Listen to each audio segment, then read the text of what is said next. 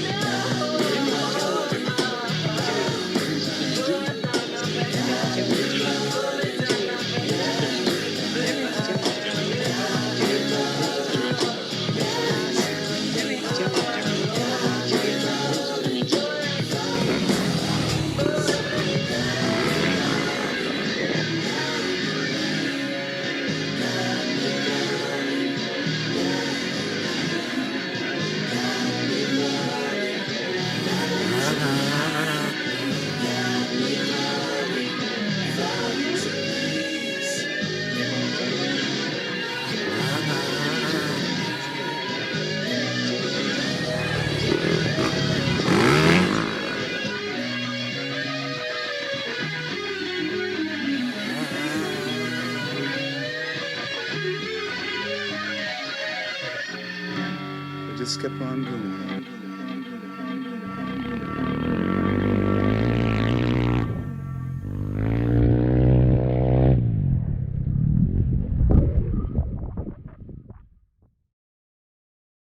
Live from Pahrump, Nevada, the Valley of the Dirt People, it's Tech Talk, Taco Tuesday, with your hosts, Jimmy Lewis and Logan Tyler.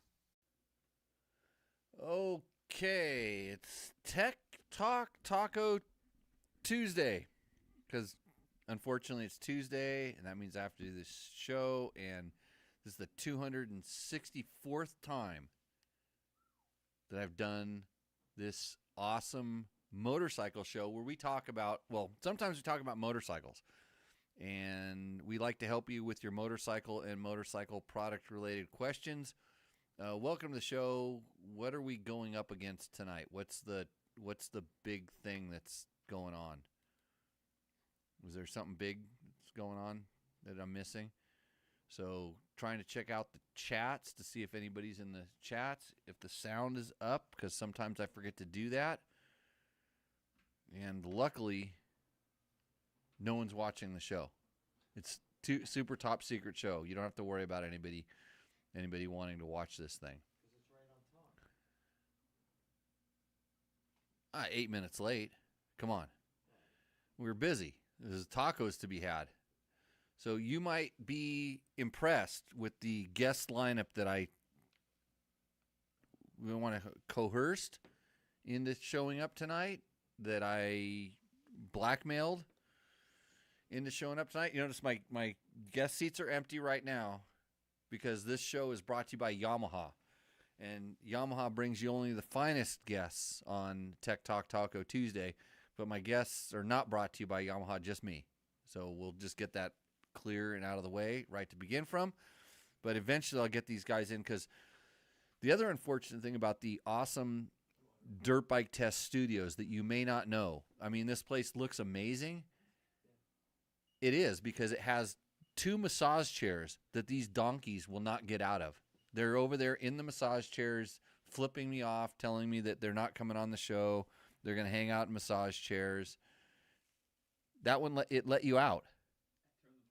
You turn the power off? Yeah, because that one it's got a little clinch to it. So welcome to the show, everybody. I am having a hard time seeing the messages in the chat right now, so you might have to check to see if it works. Ask questions, questions here in the live chat, and we will answer them. We can answer 9 out of 10 without referring to a reference manual, and those other ones I just call an expert. But if you're listening to this in a podcast format, or you are watching it on after when it's not live, which it is live right now, you can just ask it in the comments there, or you can send an email. And if you don't know what my email is, probably don't know what my name is, and you wonder why I have a podcast, and so do I most of the time. So it's Jimmy at Dirt Bike Test, and that's where you send your submissions to. Rooster Endo also, which is another segment that we have where you send us a picture of your bike, you tell us a little bit about it, and then we decide whether your bike roosts or endos. And a great company called Taco Moto, it's tacomoto.co, they will give you $100 if we think your bike is the one that gives us the most enjoyment. And that's whether it roosts or endos. And by the quality of the photos that are coming in, they all endo lately. So seems like the volume is a little low. I appreciate it, Dave Ritter. I'm going to go ahead and bump that here just a little bit, because the volume in my ear was actually okay. But what's going out to the show, now that you mention it, I can kind of see that it's actually a little low. That's why we need professional help here in the studio. So, do I get a guest tonight, or are you guys gonna just look at your phones? Is it doing okay on the phones? The show looks good on the phones. You can see me on the phone. Well, at least there's volume coming. Give it a volume check over there in your area code. See how it works out. It's that delayed. Yeah. Wow. No wonder nobody can watch this thing. We're probably getting censored. We might have said some bad words at some point doing this, and so they put an automatic censor on it. But if you want to know what our sponsors are, you can watch up there on the screen. That's, of course, that's Yamaha there. There's a few other ones that scroll through there. Those people have helped us out in the past. And then your comments will pop up in the chat, and I'm not seeing the comments like I usually do. So I'm going to push some buttons over here and try to fix it. Okay, who's first? Ricky. Okay, Preston, come on over here. You're gonna have to sit next to me. That's your fault. So we're actually doing a little bit of what are we doing out here, anyways? What do you call this? What we're doing? We're just What? becoming people of the desert. Oh, we're working on desert peoplemanship. Desert peoplemanship. Because nobody knows what we do out here. It's all classified and top secret. But I'll tell you what, I want a big shout out to Tower One and ICO Racing. Yeah, the Tower One's working great. Yeah. So I don't know what we do with those things. Somebody accused me of having a big screen TV while I posted something on the Insta things. And oh, look, Rally Navigator just commented, "Yeah, boys." And so I'm gonna get to you, Mike. You just chill out, because I got to pay for that free account somehow. You get a free account, I pay for mine. I know. Well, you should use it, Ricky. So Tower One. So we've switched over to we'll call it a higher level, way more professional system. We used to use a really good. Well, I don't want to call it a poor people system, because that's what I usually refer to things that are like just make it happen. But remember, we were using the RB Nav Pro and Rally Blitz and all those things, and those guys are just like us. They know how to do what they're doing, but it's not their main job, because everybody thinks I'm a podcaster. So, but anyhow, so we're using like all these different things, and every once in a while I would have to use ERTF, and sometimes we'd use what was Mike Johnson's system, the Rally Comp. Sometimes we're using Rally Comps, and sometimes using a new Rally Comp, and sometimes an old Rally Comp, and other times it's just fly by night. Yeah. So Preston Campbell, welcome to the show. You were announced as explain what you were announced as, because they sent out some PR, and you're riding the customer Honda bike. Yeah, I'm riding the production Honda, the CRF 450 RX Rally for Honda HRC. And Oh, you know what? I'm going to give you some volume. Oh. How's it there? Does that sound better? yeah, I That's think so. a lot better, Is isn't it it? a lot better? So there we go. Now you have volume. So one more time, Preston. You are racing for who and for what and on what? Yeah, I'm racing the production rally bike for Honda HRC, the CRF 450 RX Rally, for the upcoming Dakar. And I can't keep track of it, because I see what you're riding, and then it's like, oh, what's that? What's that? And I can't even talk about stuff that half the stuff I see, which is why I'm dangerous. But I'm trusted, right? Yeah, you're A little bit. yeah. I Okay. think so. Yeah. So I, anyhow, that's an awesome opportunity.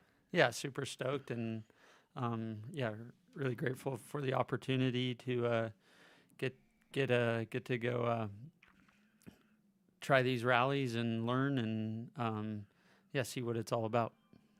Yep. See, we have this guy named Victor, who's like my off-site technical, we'll call him Beaner, because he's I think maybe Spanish descent of some sort. But anyways, no, Victor, that's the delay. See, he just told us that your mic was off. Oh yeah, it's off. Yeah, so like that's a why minute. that's why everybody wonders why this show is horrible. Because I used to have kids that came in there. They were kind of your age, maybe a little bit younger. Why do I piss off kids your age? You're scary. Really? No, not at all. Yeah, I've known you. Well, what do you remember, like the first time you went riding with me? Ooh, the first time I'd say the first time I went riding with you was on my 150 at the The first real ride. yeah first Yeah. real ride. I don't know. I don't remember anything before that. Was there much before? Sometimes you were just farting around, like wherever your dad was out. Like it's usually at a race or something like that. So you might have been just doing kids race or something like that. Yeah, I think I guess my first memory is the trail ride on my 150 was I don't know, lots of push-ups. Okay, explain this. Explain why you were doing push-ups. I forget, it was every time I stalled or crashed, right? Or Stalled. every time I stalled. Because you know you're a Honda guy and you can't say anything bad about the CRF 150R, which is, by the way, a kickstart bike, Yeah. and it's always been a kickstart bike, and it was a little race 4-stroke, and I was honestly kind of pissed at your dad because you were still a little twerp, and you didn't need to be on that bike. I thought you needed to be. I'm not your dad, so don't listen to that. I thought you needed to be like on an XR80 or XR100 or something like this. Yeah, I remember you saying I think I should have been on the what was it, the CRF, the 150 what was It was probably a CRF 100 at the or time. 100. Yeah, so your XR completely predates you. So you know the one that's hanging up in the circle garage. Yeah. Like I had that bike sitting in my garage. It was probably fresh off of a Costa Mesa Speedway Demolition Derby victory, and it was ready to go. You could have rode a mini Baja bike instead of it, that also is kickstart, but it doesn't stall as easy. So, anyways, so you did a lot of Push-ups, a lot of kicking. well, because they're not easy to start, and you were probably the seat height was a little challenging for you at the time, which is kind of strange now. Yeah, I was like 11 or 12, I Yeah, think. yeah, it was basically. I think you stalled a few times, and then I said, "Hey," because there was a lot of push-ups going on just in general. There was a lot of words you couldn't use. You had to do push-ups. Those push-ups are just a really good penalty. And I was kind of getting sick of, because I had an electric start bike. Your dad sure as hell didn't have an electric start bike, but I did. So I'd like to stop a lot and make him have to kickstart his bike because we were trying to encourage some push-button-manship over at Honda. And so I figured if you had to do push-ups, you would quit stalling your bike. And this is probably not as a negative reinforcement. I don't think it worked. I think I was just tired from stalling and kicking and the push-ups. Yeah. But we didn't go on easy trails. There was a lot of trails like step-up ledges that, on a smaller wheel bikes were difficult, and, you were, like say, inseam challenged on a tall bike. And yeah, I remember a lot of push-ups that day too. That's good. That's good memory. Let's see here. So if you have questions for Preston, which, by the way, Dave Donnelly says, congrats on the Dakar ride, Preston. Thank you. And then your buddy Ryan Johnson is calling you P-Dog. Ryan Jordan. Okay, I can't read. I'm like not good at that. And Garrett Carlson has a question. You know how this show works, though, Preston? The one thing that's very important, like from the Logan days, the reason I have a co-host is so that when I get busy doing something, which generally involves me grabbing something to drink, I can't talk. It's hard to talk and do. So your job is, if you see me go for this, or maybe a question comes up like Garrett Carlson's question, I can say, hey, what does Garrett Carlson want to know? I have no idea. I haven't read it yet, but you go ahead and hit that right now. I'll hit this. All right. Do I read it out loud, or what's the rules here? Okay, so I'm not going to surprise anybody with this, but it is a podcast. and I mean, maybe you could do sign language, because the people on the live show would get to see that. I'd say, I'll put on the guest here. Oh boy, we got to have somebody adjust that camera. Or actually, it's more for the next guest. Yeah, the next guest might need to come over. Yeah, because this is my camera, and you're close there, and this is everybody's camera. But so you could do sign language. I don't know that either. Okay, so I would suggest reading Garrett Carlson's question. All right, Garrett Carlson says, last year at the Baja 1000 off Zoo Road, I saw the overall Moto leader go by, and he was standing up with the hips super far forward, almost standing over the bars. It was a riding position I don't think I have seen anywhere else. Was it for pacing the long race if he was doing the same terrain, but it was a 40-mile desert race? Would he be in a different position? How many miles at a time does a rider do in the Pro Moto Baja 1000 race before they switch riders? And that's a great question. Here's another thing about this show is, like, we don't discriminate whether you're a new rider, been around for a long time, or, seasoned pro. We want to answer the questions because, like, we all kind of know the answer to this, yeah? Ricky, do you know the answer to this? Okay, he wasn't paying attention. So we're gonna have him read that question later on tonight too, if I can remember. What do you say about that? Yeah, I mean, And I'm gonna just say, he said he was standing up with his hips super far forward. And Garrett, the interesting thing about that is, like, from teaching motorcycle riding, which I've done for a while, maybe I was good at it, but I quit. Hips forward is not actually the proper position, and you and your dad are probably king of stink bug. yeah, You're trying to get away from it. I'm trying to get away from it, but which is every picture I look at, it's more and more like this. Which is like hips back. So hips Yeah. forward is an interesting thing, because you kind of have to look at the dynamics of the body, and there's certain, like, knees over toes is a thing. You don't want your legs to be locked out, but you definitely don't want your knees too far over your toes. And at that point, if you start putting your hips, you want to be balanced on the motorcycle. And if your hips go in front of your knees, in front of your toes, your back's going to be hanging back. You're going to be falling off the motorcycle. So I think what he's seeing, we'll call it like maybe more like a bent at the hips, body very far forward. Definitely we'll call it head over the front fender-ish. That's exaggerating. But I always say, when you're riding your motorcycle and you're going fast, especially over hoops and bumps, ideally you would like to be able to look down and you want to see your front number plate, not your gas cap, and definitely not your seat. Because the gas cap is something's not right. When you look down and you see your seat, that's like, oh shit, you're bracing for something. Yeah, you're hanging off back with just your arms. And that means you're out of balance. And so, yeah, being up forward, and I mean, there was definitely a lot of racers before Danny Hamill, or Dan Smith was doing this. Like, Danny Hamill was the one that really, because he was a big guy, and Danny would just ride way over the front of the motorcycle. And it has a lot to do with, because you're riding that way, you have to change your suspension setting, because you think about it, if you're forward, you can allow both front and rear suspension to do a certain amount of work. When you're back, you're a pendulum, and you're just pushing the back shock down. So there's a lot of advantages to riding like that.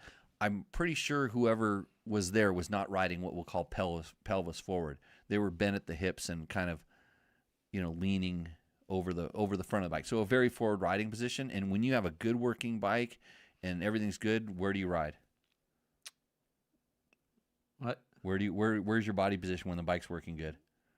I'd say in a neutral, like Neutral. neutral, comfortable position. But more over the front than off over the back. Yeah, off the back means something's wrong. Off the back, you're trying to control something that's not working with you, or whatever, that you're just trying to, like, get the bike to settle, or something, but it shouldn't be like that.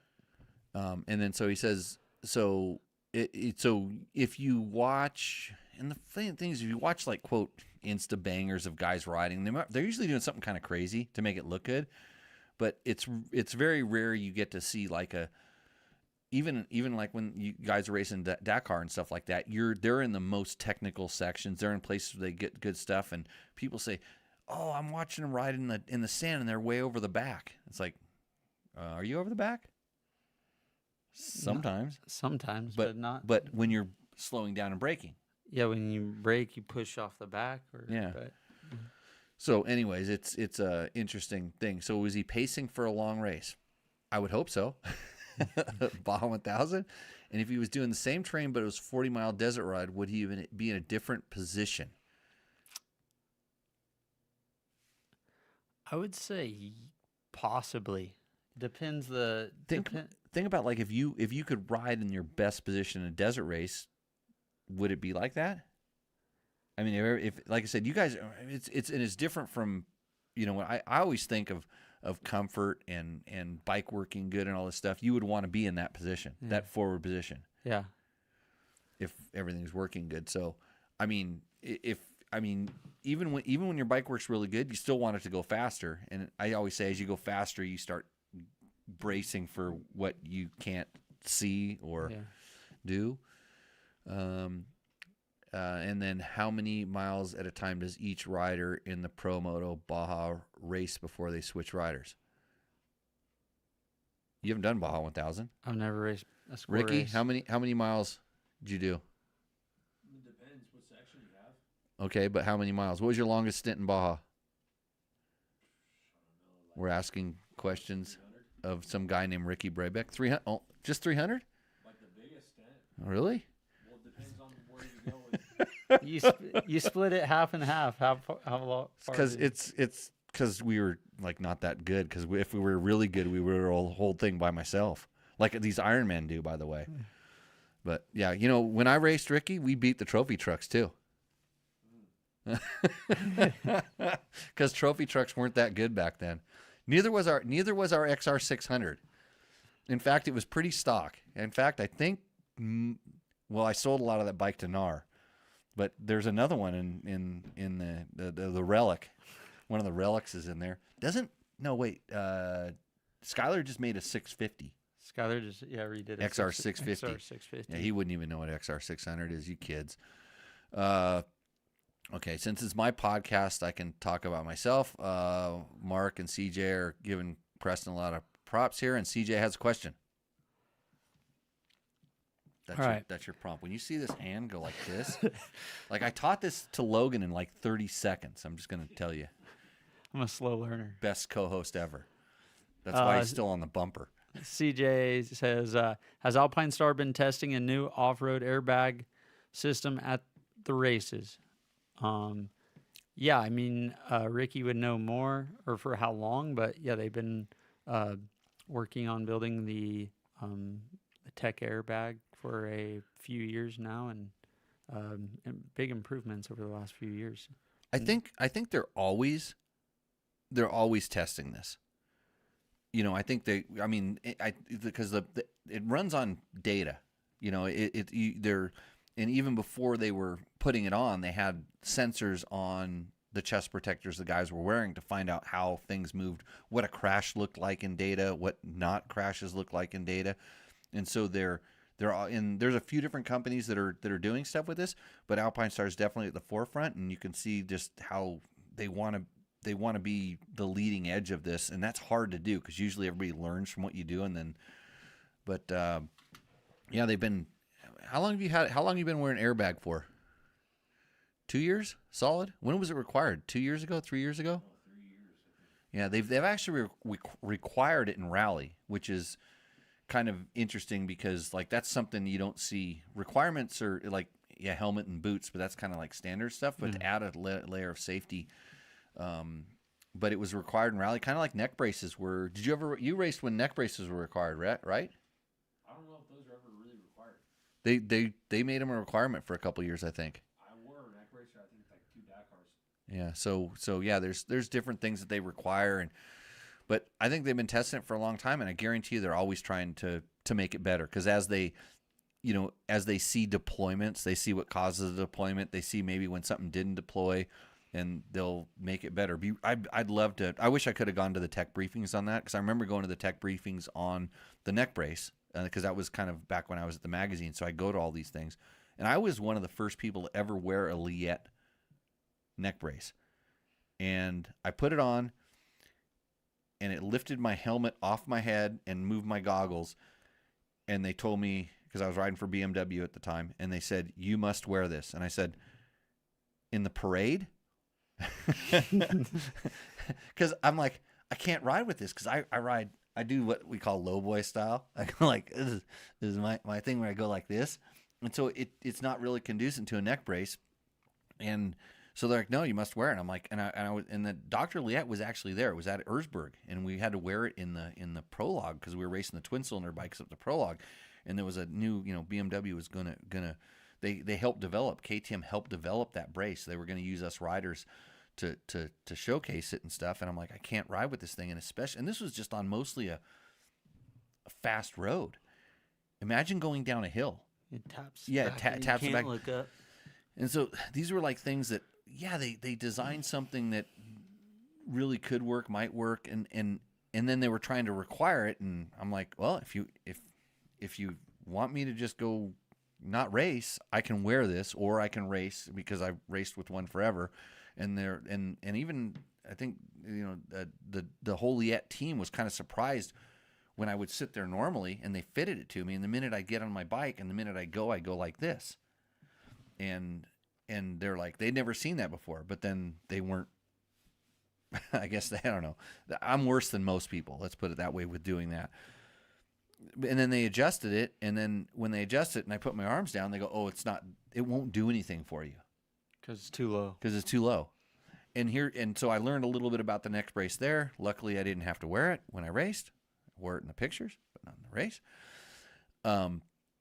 And then all of a sudden, like, neck brace is a big thing. The people are saying, oh, it saved my life. It saved this, saved that. And I'm like, I get it. It might have helped and stuff like that, but especially the original ones, I know people that have bad injuries from wearing the neck brace. The neck brace caused certain kind of breaks and different things, and it was like, it's just like anything, like a knee brace. It's like they're good at doing certain things and they're bad at others.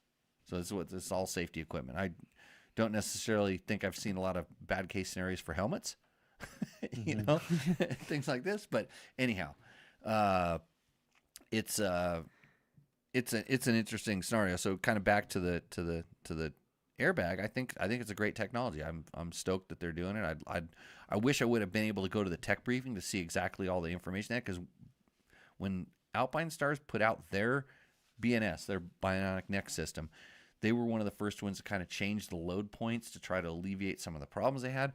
And they also were very clear about what it did do and what it didn't do. And I like that about them. It wasn't like, this is going to fix everything, because some of the other brands were like, you have to wear it. It's the only way you can protect yourself. And I'm like, I can't wear it, and I don't see it's the only way you can protect yourself. And doesn't the airbag actually has kind of a neck collar on it, doesn't it? The shoulders blow up. Shoulders blow up. Yeah. Which kind of does some of the stuff that a neck brace could or would. So, anyways, it's a long-winded answer to a technical question, I think. I should write down all the things we talk about so I could put it in the notes for the show. And say that you already talked about them? Well, then people could go there and learn about it. But the problem is like, when I finish the show, I forget everything I did on it. I lose like 3 hours of memory. What are we doing tomorrow? How many Ks? Oh, yeah. You put that in your pocket. You're going to read that tonight. Yeah. Okay. What does Garrett Carlson want? Oh, he responded. He said, they could have definitely been bent at the hips. Yes, he was very far forward, constantly chopping the throttle quickly over every bump, balancing. Yep. And so he's using the throttle to keep the attitude of the bike. Yeah, to either lift the front end or balance it or bring the front up. Yeah. So he's using the throttle. So you see people that are like over the back, and you think about how, you're trying to hang on, how much harder it is to work the throttle. When you're up forward, you're using the throttle to do a lot, and it's way easier to turn your wrist like this than it is to muscle pull. People are like, oh, pull the front end up, and it's like, it's so much easier to just go, but use the power. Use the power. And Jerry Bernardo, I gave the La Fonda report to your boss, so don't you worry. I've got the inside line. One of our Mexican restaurants here in town is getting relocated, so it's not Ramiro's, the home of Tech Talk Taco Tuesday. And by the way, if you're waiting for the tequila podcast, think in the first of the year. Think in the beginning of the year, we're going to start doing the tequila tasting podcast, which is probably a shit show. That's why there's a 9-second delay. So, okay, everybody, if you have questions for Preston Campbell, let us know. We can keep answering these things. Ricky, would you like to come and hang out in the studio? I'm in the studio. No, in the real studio over here. Come on, get on the show. We'll do Roosterendo. How about that? Just sit on the other side of the presser? Sit on the. No, there's a chair. There's a chair there. There's a mic, and there's a headphones for you.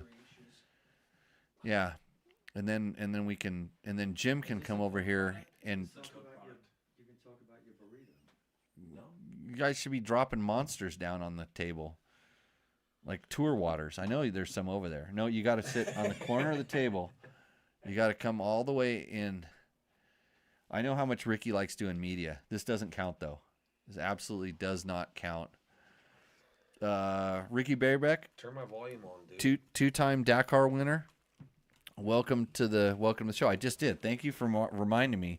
That mic picks up a lot of extra stuff and it makes me echo. So actually turn it. Go ahead, see how it works. Still got an echo, dude. We got an echo now. It's all right. See, you're wrecking the whole show. It's okay. All good. Welcome to Tech Talk Taco Tuesday. How many times have you been on this stupid podcast? I don't know, 200 and something probably. No, I've done it 260. This is for you, because this is what everybody gets when they ride with me. Oh, thank These are collector's items, Preston. You might. Oh, you know what? That Jerry guy, he wanted to know. Yeah, he wanted to know how you liked your stickers. I really like them. Thank you, Jerry. Let's hold up. Let's hold up the stickers, everybody. I'm stoked on the stickers. Yeah, I'll trade Jimmy them later. Yeah, I don't have a Preston sticker. I know Ricky doesn't even have a sticker like me and Preston do, so it's pretty cool. Not yet, dude. Jerry's still working on it. Oh, he's working on it? Yeah. You got it. Are you okay? What did you have any cool stickers on your helmet like I did? No. No? Then you're not getting your own sticker. It's Like that simple. You don't like have to the fuck you one, yeah. fuck you. Yeah, Right, but yeah. not any of these cool Like- ones. No. Well, that's kind of, it has the club name on it. There's a logo. There's a logo. Logo? So, logo. So Logo? this might actually count because you don't sign contracts. You don't have to give blood. You don't have to do any crazy ritualistic thing. You just put a sticker, and then you're part of the club. It's kind of an unknown thing, but that's all you got to do. Then you're just a badass after that. Know what I mean? I know what you mean. So okay, do you guys have NAR stickers? Because evidently I got some of these too. What about Everyone has a GNAR sticker. yeah? Gnar? Everyone has a Dave.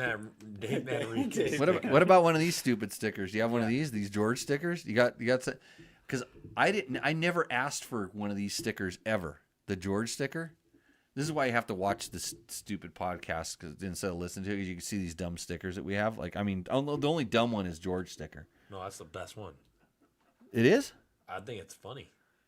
They Imagine if we just, all had our own Bitmoji stickers. That'd be great. I don't even know where they come from. I bought my for my wife's Sticker birthday. meal, dude. For my wife's birthday, I bought her a new truck. And okay, I got one cool sticker put on it by the guy who brought me tie down so I could put my motorcycle in the truck because I kind of bought it a little bit like kind of on the whim. I rode a motorcycle down there and told the guy, I said, I'll take this truck if you sell it for me this hour. Otherwise, I'll hop on my motorcycle and leave. Got the price I wanted. Okay, good. Now I don't have to wait to take it. So my buddy Jerry shows up and gave me tie downs to put my bike in the back of the truck, which is super cool, and helped me load it. We had to lift a Tenere in the back of a truck with no ramp. Lucky it's a Yamaha Tenere. By the way, the #1 best adventure bike in the world, according to me. Yeah, pretty good slide in the sponsor for Yamaha. That's a Yamaha Tenere. Go to your Yamaha move, dealer. dude. Yeah, go to your Yamaha dealer to check that out. But and then Jerry put a sticker on my truck, which is actually a pretty cool truck because it's a sticker because it looks like the Massachusetts CHP thing. You can put her up on the table. She's allowed. And then next thing you know, I get home and I have one of these stickers on the truck. So, hey, and we have a cat. That's Jimmy's mascot. there. Selma, put your favorite part on the screen. Well, I mean, it looks just like my screensaver. If you look, Selma, are you happy? How's it going? Pet her a little bit. There we go. That's the angle. And I got somebody told me they want the guest to speak. We're speaking, dude. Get the fucking cat's rubbing your butthole. Okay. Get out of here, dude.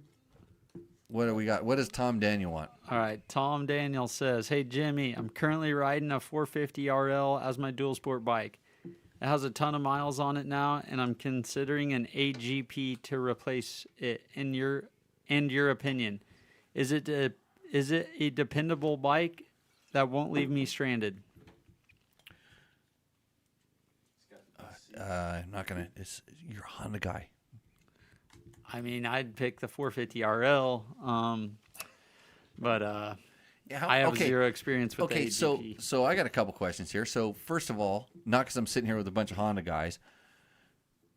The 450 RL is what's a ton of miles? Like how many? Well, you do durability for Honda all the time.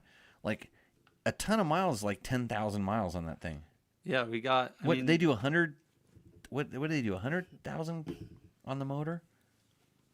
What's their durability cycle on that thing? It's ridiculous. On the X, On or the RL, yeah. I don't know, but it's a lot. Like On street stuff, it's crazy. I know there's a lot of bikes or 450Xs, which is the same engine that has quite like over 10. People haven't even adjusted the valves or anything over 10,000 miles.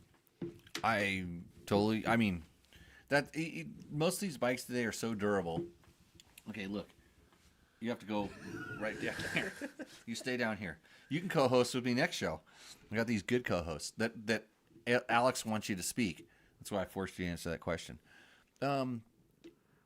So I want Tom, what's a ton of miles? He's got a little delay, so he'll get back to us on that. But if it's not like 10,000 miles, that's not a ton. If it's like 40,000, how many what do you sell your bikes to me, Jim? Like what, 10,000 miles on them usually? And that's what, 400 hours? No, Less. 250. 250 hours. I don't do the math. I mean, the simple answer is the Honda's not going to leave you stranded, so he's doing fine.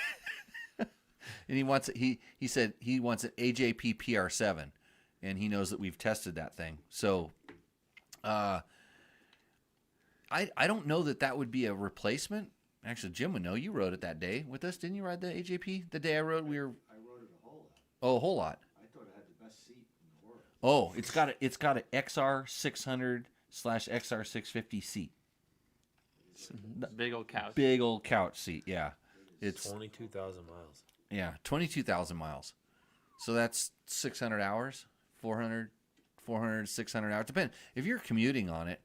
It could be a lot, but I don't know. I wouldn't say it has Honda durability, Honda dependability, but the motor is like an old Husky motor. It's not the Swedish Husky, but the Italian Husky motor, and they're kind of well known for being pretty durable. So I don't know. If you're riding it that much, if you want to get 22,000, would I trust an AJP 22,000 miles? That's the question he's asking. What do you think? Well, yeah. I think he just needs to stick with the Honda, dude. There we go. Yeah. Yep. I would say that the Honda is one of the safest bets if you're going to put a lot of miles on something. Hondas, Yamahas, KTMs, all really, really good. So, okay. So hopefully I answered your question. But if you want something different, go with the AJP. So thanks for answering that question, Ricky. Yo. Hold on a second. I gotta get rid of my cat first. I gotta do something else here real quick. Gotta put on a different hat. There you go. Thought I put on a hat. I don't think this is mine. I think this might have been my wife's hat. My wife's hat. So there you go. The hat doesn't bother you, does it? No. Yeah. I only wear sponsor products, but thanks for the shirt. Yeah, see? Yeah, it's River shirt. You're kitted. Yeah, kitted out. You're ready for the river. Yeah, I was gonna have a rip and dip sombrero. I was gonna pull out, but I thought I'd pull this one out. Sips and dips. That's Kendall.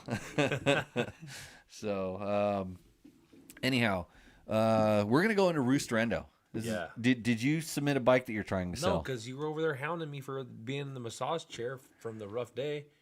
And now The rough day. I couldn't freaking send you over a Rooster Indo, so hopefully other people sent you over Rooster Indos. We did. We got some submissions tonight. It's really Roosterendo brought to you by Taco Moto. You can go to tacomoto.co. They make all the different things, and if you do have a Sierra 450 RL, they make some stuff for it. Yeah, sorry about that, Tom. Well, if he thinks that's weird, let me show him my screensaver for my phone. This is where it gets weird. Let me. Carne asada tacos. This is my screensaver for my phone. By the way, I don't know why it picks it up there, but it's kind of the same scene you just saw. But a close up. It's a close up. Like, I mean, that means your cat loves you. Hey, Eduardo Rosa says, "Salute us, Ricky, from your Sonora Rally friends. Carne asada tacos is waiting here." We're coming back soon. Yeah. Yeah. You put Sonora on the schedule and not Nora? I didn't put either on the schedule, but they're both easily to get to make happen. Well, but we can also go down there and do some training too. As the race director for the Nora Mexican 1000, I would like to say I would like to extend an invite for carne asada tacos and really good road books all the way to the tip of Peninsula. I know the guy that puts them together. They're not bad. I think I wrote a couple of them. I know. For training purposes. Yep. Are they good? Yeah. No, they're good. Come on, pump it up a little bit. No, it's good. It's fun. It's fast. Good food. Good. I think what makes a trip the best though is having a good chase guy. And yeah, like you said, it's definitely beginner friendly. Like Dexter? No, Jose. No, Juan. Now you got me asking me name. So we went one time. It was the guy that was buying us all those the burritos. The burritos. Yeah. Arturo? No. No. It's now you said too many Mexican names. Well, I'm gonna. That's how bad it's. Luis. Yeah, forgot. I said them all. Yeah, you said all the names. So yeah, Luis was our chase guy because we've had Pepe. We were there when Pepe was our chase guy once, or you didn't go on that trip? That was me and Mike. It was Dexter. Dexter that one time. Yeah, that was Luis. That was a mess. That was Dexter did. I still can't believe that Dexter was a fire chief. Me neither. He's a good guy. So yes, Steve and Jennifer Morton says come and race Nora, and if you're gonna do it, if you want to go do it and you want to do it turnkey, maybe in a side by side. That's a different course. But you can do it. It's still fun. Same. They're going to be closer this year. I mean, they're going to have more finish locations at the same spot. But I don't like bikes and cars racing on the same course. So if I'm making the bike course, I don't want cars up any bike riders' ass. Period. Yeah, that's safe. Yes. So I was going to say that you should have Baja Bound do your turnkey. Baja Bound Moto do your turnkey. Just show up, arrive, and ride. They have. I'll bet you can even get them to put the ICO Tower 1 on your Baja Bound bike, and then it's mindless. So all that stuff. And Tom is damn cat porn. Well, don't call it that on the show because then we're going to get a different rating. We're going to go from PG-13 to R. And I don't want to tell you what my cat's doing down under the table right now. Yes. So the Sonora Rally, we know because we used to ride through the Altar sand dunes all the time, and I remember when Scott Whitney was telling me about the beginnings of it, and I'm like, oh, that could be the best rally in the world. In fact, the only reason I rode down there is because Daniel Laporte flew over it in a plane. He goes, hey, there's a whole bunch of sand dunes down here. You should ride your motorcycle across there. It'd be great training for Dakar. So that's what I did. That's a good area. It's a good area. Those are how do those both sides is good. Like the Nora Roadbook is also good because it's not the same beat up Baja 1000 course that you found is pretty nice. I enjoyed verifying the road books the 2 years I did it. Sonora is also fun, just a different side of the water, but yeah, they're both good. I mean, they're both entry level rallies, and I mean, it depends on how much fun you want to have. I think the Nora, you might have a little bit more fun. And the Sonora's more real rally. Sonora's more of a real rally, real race, where Nora, never been to the Nora, but I just heard it's, party every single day at the finish line. So yeah, it's finish line celebration, we call it. It's more of like a ride/race, and the Sonora is more of a race/race. Like Nora is like, it's like, you know how when you probably can agree with me, when you went to pre-run Baja, how much fun was doing the race? You don't even remember the race. You remember what was fun? Pre-running. I hated doing the race. I didn't want to do the race, but I enjoyed going down there to pre-run. The race was the punishment for having all that fun pre-running, like low stress, kind of like. Well, today was kind of punishing, but kind of like if you had to race today, you'd probably be mad. Today, yeah. Well, I'd probably be happier actually, but because you wouldn't think about it so much because you'd be just focused on racing. yeah, getting to the finish. Yeah, and today he liked telling the guy that made the road book what a pile of crap it was. No, I didn't say that one time. Well, I know you, but I looked in your eyes and I saw that. So, Alex got a question. All right. How often do you guys change coolant? I'm using Engine Ice, and it says to change every 2 years. Coming up on that, KTM 350. Okay, by coolant you mean tequila, right? That's the code word. Change it, just add to it. Yeah, I don't ever really change coolant, especially if it looks good when I drain it out, like when I'm doing a top end or something like that. If it looks good, most of the time it goes right back in. But I don't ever change it as a quote a maintenance item like oil or anything. So I don't know if you guys have any. Phil hasn't been to Pahrump in a while. It looks like.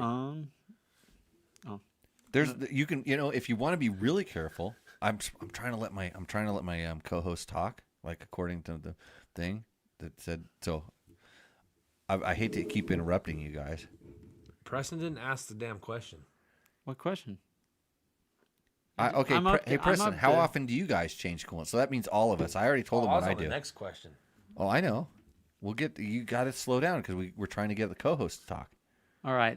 For me, I don't usually change coolant too often. I guess if I rebuild a race bike, the motor and stuff, I'll put fresh coolant in. But yeah, usually that happens before 2 years or something. So but yeah, not a normal thing to just change just because. Ricky, remember when you had to work on your bikes? Like today? No, you're a factory rider. You have factory mechanics all the time, right? Yeah. Changing coolant? I don't know if I've ever changed coolant unless I broke a radiator. So there's your answer, Alex. Crash more, and then break the radiator. Don't do that. Oh, okay. It's good advice. Phil Walker. That's why I said Phil hasn't been to Pahrump lately. He has not ridden any Pahrump road books. Yeah, Phil, you should come. Jimmy's always available to ride Pahrump road books. No, I'm not. Phil is one of the guys that was involved with the RB Nav Pro and all that stuff. So now when I'm starting to talk about Tower One and all that stuff, I'm being mean to Phil, which is really mean because these guys. Still, if you want to get into it, when you look at the price of a Tower One, and Ricky is because he's trying to buy one for his girlfriend. I bought my wife a new truck, but Ricky's going to get his girlfriend a Tower One, right? Yeah. Good job. You're working way up. Way up. I'm wearing her hat right now. So they have something called RB Nav Pro, and it's pretty damn close to the full functioning thing. And they're always doing little updates and stuff. And it was what we started with. It got us off the ground when we went into digital road books. And I used to laugh at you guys sitting around here, Preston, you don't know about this. Like him and Andrew would have these stacks of paper about this tall. And they'd have to cut, and they were on the cutter and cutting and taping. You've done a little bit of it, but not to the level these guys had to. I've done a little bit. But you know how I send you that email? And you put that email in your files, and you send your files to your thing? Yeah, that's super nice. That's what you got to do with the old RB Nav Pro. Quit playing around with the stickers there, Ricky. Preston's coming in at such a good time. Road books are accessible. You can even buy stolen ones on the internet, I heard. But where are you going? You're in the dark web? No, I just heard. But you can buy stolen ones from the internet, and Preston's not taping any road books. Yeah. I just need to make him. He should probably untape road books. That'd be fun. Yeah. You have to untape all these road books. Dude, can you untape these and put them in order, please? Yeah. Yeah, with Jimmy's tape. That's absolutely terrible because he buys it. I don't even know where, dude. My tape was bad. Oh, it's terrible. Well, until Andrew came here, my program was really off the rails. It was bad. Andrew came and he bought me that paper cutter thing. Yeah, Remember he brought the dude, paper so cutter? nice. He'd come every time he'd show up. He'd show up with a new like a cube of tape. It's like brought his drugs. You know, he's got because he bought the good stuff, the Scotch tape, not the freaking whatever tape you had. It was dollar terrible. store. Yeah, it was like clear but with a yellow tint. You could, dude, it was terrible. So the RB Nav Pro guys. So if you want to get into it, it's a great way to do it. I think they've gone to subscription fee. You used to just buy the app, and now I think it's a subscription fee, and you can do it, and it's an easy way to do it. Like, so when you hear about all these like kind of low key rallies and stuff, there's lots of different ways to do it. I don't think anybody's printing paper rolls anymore. That was nightmarish. But if they should.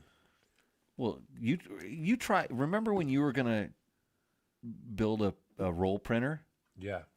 What was that going to cost you? There's a lot, but it's still paper's still. Oh, paper's better than digital. Yeah. Oh, here we go. Here's the old man over here. I was digital before anybody. I was digital before there was digital. That's because you know how to work a computer. Me and Preston over here don't know how to turn our computers on, dude. I'm just lazy. We know how to cut paper and tape. Just do the extra work. Well, you can probably get a paper roadbook holder pretty cheap these days, and if you know how to go to Kinko's or wherever you need to go to get it printed, and then you want to cut and tape, and it's probably doable. I'm so glad we're not doing paper anymore. Makes this show would not be happening. There it is. Here's Phil filled us in. The app is free, and the waypoints and Bluetooth controls a subscription. So this is how easy it is to get into Rally, and it's Phil is giving you your first hit for free, because once you do Rally, you're gonna like it. Somebody else just told me, but that's not it, dude. Because you still need a book now. Like you said, you can find them on. Also, you can find books on the internet. Yeah, there's books. It's easy to get, or if you just start searching now with the digital stuff, you can go on Facebook groups and be in clubs, or meet a guy that was into it and he told you about it, and he probably has a book. I mean, if somebody has the stuff, they have a book. You can get something, you can try it. And somebody just did Rally, and they said, I thought it was stupid. And then I did one, and I can't believe how much it changed, quote, the riding experience. I tried telling that to my buddies that don't know anything about Rally. It's a whole different perspective of riding. This is what electric mountain bikes are like. It's what like riding a really good electric dirt bike is like. You wait till you ride a really good one. Hey, ask your HRC buddies to ride theirs. That thing's got to be really sick. Maybe. Ask. Nope. Yeah. Nope. Because you're scared. Nope. Chicken. Everybody says I hate electric bikes, by the way, too. So I'm going to stick with it. I hate electric bikes. Now just clip that out. So clip that out and just play it in the loop. Play it in the loop. It's like road books in the beginning. You think, oh, it's kind of stupid. It's too much work. It's all this other. And it's a little bit extra work, but it completely changes the riding experience, and it's really fun. I wish I remember who told me. They just did a road book, and they said, oh my god, that was so much fun. That was a lot of fun. So Phil says books are everywhere. We know. And it all started with Jimmy's class in 2012. That makes me 22 years old or something like that. I don't know. 20. Who knows? Joe Bummy has a question. Preston. Oh, is Ricky gonna win El Dakaro this year? He's gonna get my cat butt. Let's see. We hope so. He's working on it. Working on it. So that's what we're out here doing. We're making his life miserable. Boot camp, isn't it? This is the beginning of boot camp. This is the first week of boot camp. Just take it and throw it. Just huck this thing out of the here. There we go. I'm gonna get a tick for cat violence or something like that. You got some. Oh boy, you got something up on the screen, dude. What's up on the covering your picture? Oh, the cat must have touched something on the computer screen. Gosh dang it! Did somebody complain that? Yeah. Hey the Jim, audience. go grab that mouse right there, and Give it to Solomon. see if you can find the cursor and go click the X up in the top corner of that thing. This is a Super loose program over professional here on the Tech Talk professional Taco, show. Show. Okay, so Garrett Carlson. Oh wait, with Phil Walker. I invented RB because I wanted to get my friends into it, but no one wanted to invest in the tech and the roadbook scroll. Yeah, he's lucky. He has some really good friends that got together and they kind of kept with it. And I met them out in the dead. It's the same time that Andrew and I really connected, because Andrew thought I was a ding dong, because I when I was a journalist. You fixed it? Oh, look at that. I think one of the first times I ever talked with Andrew, like I wanted to do. I had a really good picture of him, like fully casing a jump. And I said, hey, I want to do a pro riding tip. It was coming up short with Andrew Short. I'm just going to ask you guys, imagine a journalist coming up and having a picture. Should've named it coming up with short. With short. Imagine you're like, a guy has a picture of you doing something bad. And because I don't think about it at the time, I'm thinking about this would be such, because I figured he would be able to explain, because it was a step on, step off at Daytona Supercross. And he stepped on, and it was a really big gap. And there was a couple guys, everybody started going for it. I'm like, holy crap, I couldn't believe they were doing this gap. And so I went and started shooting photos. And Andrew, like about 10 other guys, couldn't do it. They just couldn't clear. I mean, they did it on the first couple laps, and then it stopped happening because there wasn't the traction to do it. Coming up short with Andrew Short. I'm like, well, why would I ask anybody else about how to come up short? I had the good photos of him just smashing it and stuff like that. And so I asked Eric Key, who was team manager, time, hey, think I talked to him? Yeah, no problem. Go talk to Andrew about it. He wasn't happy. Can you imagine what a ding dong I was? Okay. So that's where I met Andrew. It was at an event where I met Phil. It was this one out in Utah. You wrote some of those. Green River. You wrote some of those books. Yeah. Those are fun books. Yeah. When we get old, we should go back and do those again. By the time we get there, dude, probably going to be completely different. We want to go ride the original Nevada Rally books. We have them. Johnny has them. Yeah, I've got them too. We want to go ride our OG Nevada Rally books, and we'll do the stage that I won by like 8 minutes, Ricky. I'll smoke you. All right. What does Garrett want to know? All right, Garrett says, why don't rally races use GPX files and modern navigation devices? It would reduce the barrier to entry tremendously. Much cheaper to mount a Garmin or phone to the bars, right? That's not rally. That's not rally. Yeah. That'd I mean, just be that's following that's like called That's track. Baja. That's called it's track log following. Yeah, dual sport. I mean, yeah. Why GPS. not just pre-run the Dakar? I mean, it's just a different style or different format of rally, and what the navigation does is makes it so that you don't memorize where you're going, or you're never gonna, believe it or not, it's actually hard. I would be willing to bet if I gave you a GPS track log line, and that's all you got. It's hard. You tried it with me before. Yeah, we have a training way that we do this. Yeah. But I give you a line, and you give somebody a road book, and I try to talk this to when we're talking with the NORA folks, the cars, because they get a line and a road book, and then that's too much, because the road book tells you exactly what to do. The line has a lot of extra line that you don't need to do anything on. You need to read terrain, and the road book tells you where the dangers are.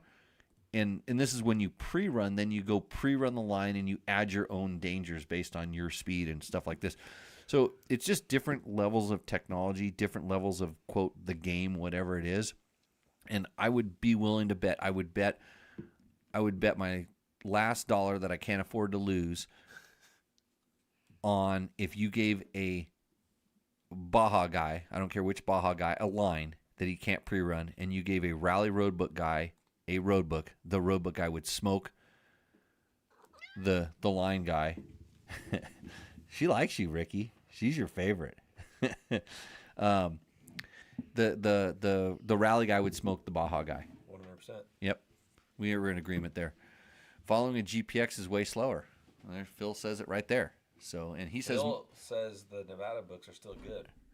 well, most of the books are still good. He's talking about Green River books. Oh. So he was one of the guys. Remember, you remember Phil was out with us when we did the Tonopah training. Yeah. So, which most of those books still work too. Actually, the fences are open. That fence. You may not know this, Ricky, but if you hadn't found that fence, your car might still be sitting out in the desert at Vegas to Reno, right? How did you recover your car? I drove it back in. I thought that somebody went out and got it near that fence. No, that fence was before Tonopah. Yeah. Didn't you make it there in the car? Yeah, I made it a little past Tonopah. Right past the fence? Or right at the fence? We didn't even go to the fence. We turned right on the main road before the fence. Yeah. So that was closed. hey, look, Garrett just made my day. He says it's really interesting because he learns something every time he watches this show. Well, Garrett, I'm going to apologize in advance for for how horrible this show generally is. You must have had a couple good episodes because we got a cat problem here. Try to fix it. I didn't feed her earlier today, but she knows that Ricky will take her out and feed her. Ricky's looking for. Okay, back to the Roosterendo. Let's go to the everybody's favorite part of the show. If you have any questions, go ahead and throw them in the chats. If you're here to watch Roosterendo, we're gonna take care of you right now. Let me get to my sheet.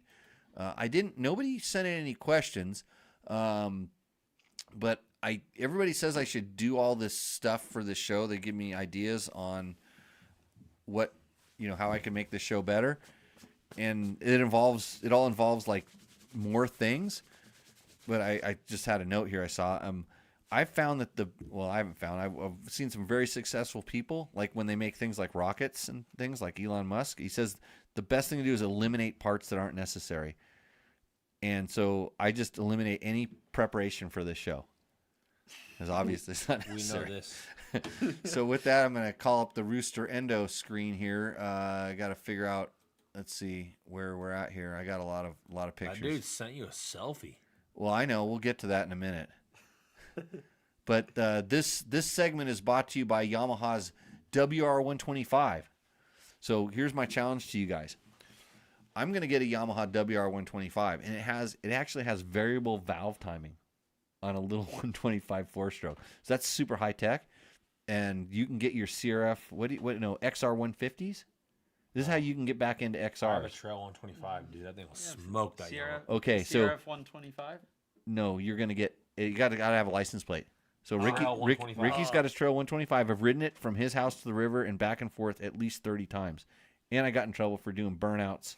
Like I'll ride the XR150L. XR1. You've already done a lot of laps on that thing. I got got time on that one. Okay. I got time on that one. We're gonna go on a little dual sport adventure. Yeah, we're gonna take the Mojave Trail and Trail 125s. Okay. Well, I'm gonna take a Yamaha WR125 just so you know, because I'm brought to you by Yamaha. Okay. Me.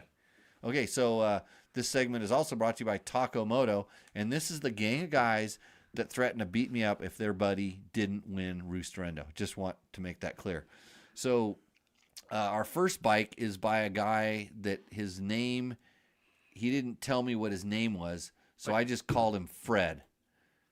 So Fred has a Beta 480, and then can you bring it closer? It's like a mile away there, Jim. I'll try to call it up on the screen here as a way I can do it. But the problem is Preston's got to read this. Man, that's a lot of reading. That's a lot of bolt-on parts. Well, he purchased it. It's a 2025 Beta 480 race, and he purchased and built using Beta's Build Your Own BYOB. Bring your own beer. Build Your Own Beta program. Oh. Okay, so you actually, it's a thing because one time, it's a long story, but I'm not going to tell it. Anyways, I've had one built like this. So he's 240 pounds and 6'4". Just to start with, go ahead and just start anything. You can skip through some of this stuff, however you want to do it, Preston. Because I'm going to find a photo for Ricky so he can see it. Your eyes can't be that bad yet. Oh, I ain't gonna help. I got a white light shining right here. And yeah. The TV's big, but this image is so small. Welcome to my world. How about you just make the bottom half of that TV not there, and then make the photo bigger on that TV. Because then I can't see the important stuff. Like some of those buttons down there are actually really important. I don't know if you noticed this. So this show, like, see how the show's so important? Like right there, your face is getting cut off. But if I turn this right here off, then you get to have your whole face on the show. Socials. Yeah, it's important. So get it to your favorite setting and then slide it down. Okay, so no, because I have to change it as this goes. So we're gonna look at the bike over here. Preston, tell us what's on this Beta 480. All right, it's got the Seat Concepts tall seat. It's got a double take mirrors, Scott's steering dampener. Can't see again. Don't worry, I'm gonna fix this. There, just for Ricky. There we All go. right, he's got the full wrap hand guards, ODI lock-on grips, bulletproof radiator guards, carbon pipe guard, Q4 silencer. He's got flex handlebars, Fastway foot pegs, TM skid plate, Michelin bib mousses, Trail Tech fan, and Trail Tech sponsor of the show. other stuff after the build. Oh, this is after the program. Yep. He's got the Taco Moto LED wrap signal lights, the Taco Moto titty tail. I don't know what that is. Well, it's a titty tail because we had a co-host on the show that couldn't say tidy tail. He thought it was titty tail, and so he said titty tail a couple times, and it just became a thing. It was Cooper, Okay. kid named Cooper, who now I think he went away to college, and he probably needs it. Okay, he's got the Moto-minded mount for rally tablet. Rally tablet. Rally He's rallying that thing. tablet. Yeah, he's got the IMS 5-gallon tank. This Giant loop luggage, depending on Preston's the trip. bogging right now. Yeah, he's I about know. like choked So on. Preston's starting to get back over the bike and Yeah, the hoops right I'm now. hanging on. Hanging on. Riding like me today, dude. This bike replaces my 23 KTM 500 as a do-it-all bike. It's on a dual sport ride this weekend, but could be an enduro, racing an enduro next weekend with the stock tank and the luggage strip. It's only got 110 hours so far, so I'm hoping to get over 300 in the first year and see how it compares to my last KTM, which was close to 400 trouble-free. So far, I like everything about it better, with the exception of being slightly short in the seat area. Do you have any experience with the 480 to share? So, well, yeah, awesome bike here. Fred, that's not his real name, but he didn't tell me. He sent me a whole email. It was like, I don't remember the email. Riviera's concept construction something. Sweet looking bike. He's got all the stuff. He's got, it's that one bike does it all kind of thing. So Yeah. it's dual sport. He's got his racks and bags and different. I mean, he's really getting the maximum out of this bike. I'm stoked on that. He's ready to ride the trees with a 5-gallon tank. My experience, well, you've seen us ride. We've ridden trees with 5-gallon tanks before. Sometimes there's a lot of trees. He's doing. So as far as like durability, my experience with betas is they're pretty damn durable. We had a lot of hours on a 300 once. We had it, I don't know, a long time. We tore it all apart and it looked brand new inside. And Was when this we were, a 2017 it was the old one. 300 two-stroke? Yeah, Me and Trevor raced this at the Glen Helen 24 hour. yeah. We tore this thing apart and it looked brand new inside of it. So, but they were literally like overbuilt. They haven't changed anything hardly on their 4-stroke motors for a long time. It's like one of those things like if it doesn't break, don't change it. So yeah, I think you're going to be pretty good there. And so he's talking about having a KTM with 400 trouble-free hours. That's completely normal. And all these guys that are worried about their bikes breaking in 50 hours or 80 hours, you're out to lunch. You're reading too much internet posts. Yeah, too many internet posts.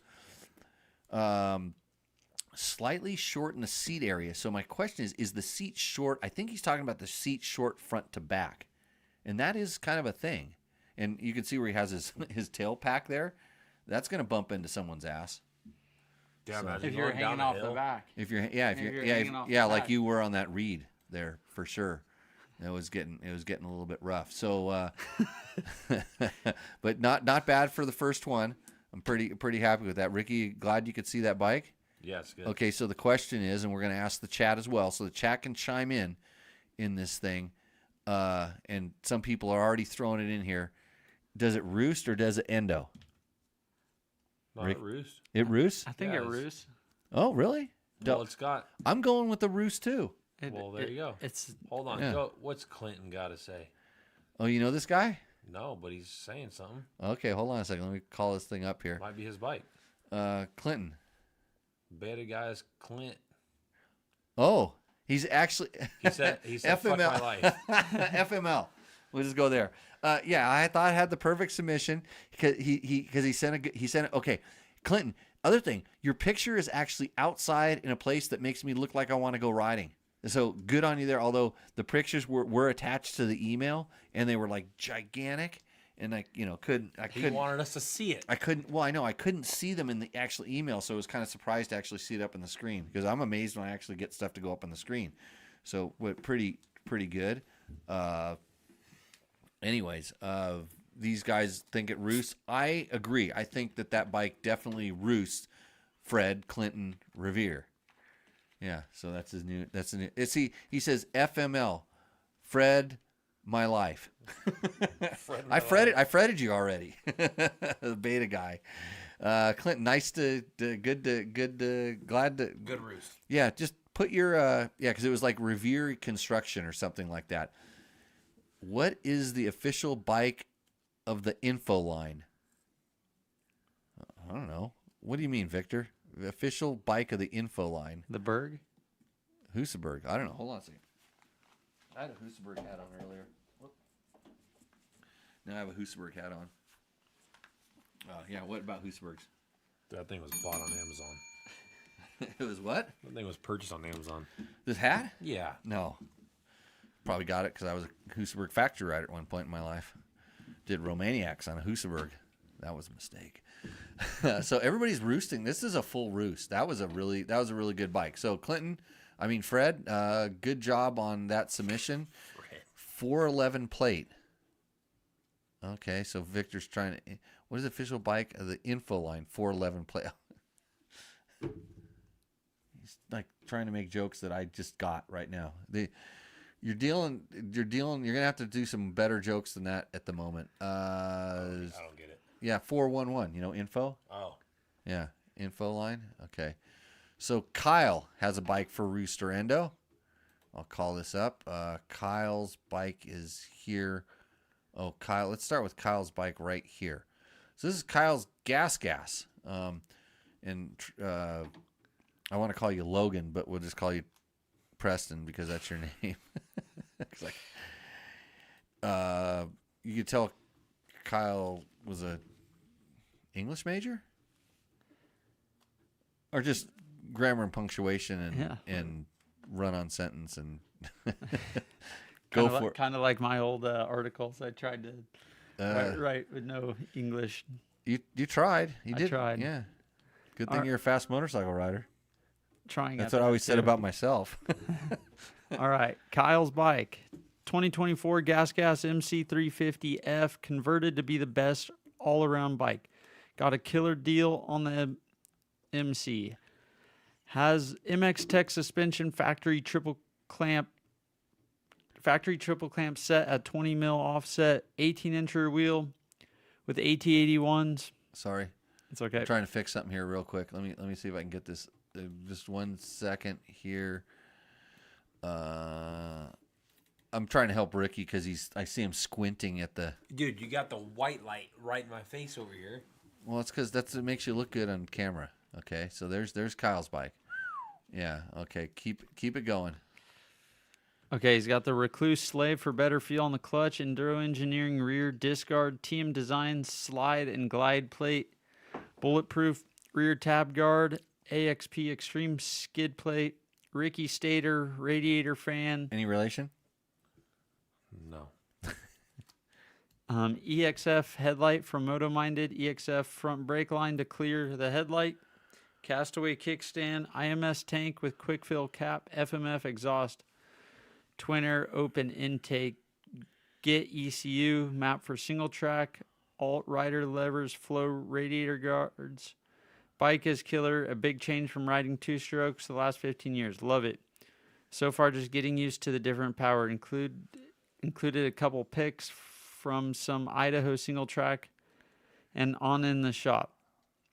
Love the show. Keep it up. I always look forward to listening it on my way to work. Well, I'm glad that your drive to work is more boring than my show. Because I can't. I'm going to lose. I'm going to wreck the whole show if I don't do this right here. So that's Kyle's bike, and Kyle was nice enough. Kyle's bike looks brand new. It does look pretty cherry. So Kyle's bike is nice and new, and Kyle was nice enough to send us a picture of his bike on the single track trail, right there. And then Kyle was also nice enough to send us a picture of his face next to the bike on the single track trail, and he doesn't look happy. I would be really happy if I was riding that bike on that single track trail. But you know how hard it is to take a photo that he just took like that straight into the sun with your eyes open, dude? It's kind of like sitting in that seat right there at this podcast. Look at Look at Yeah,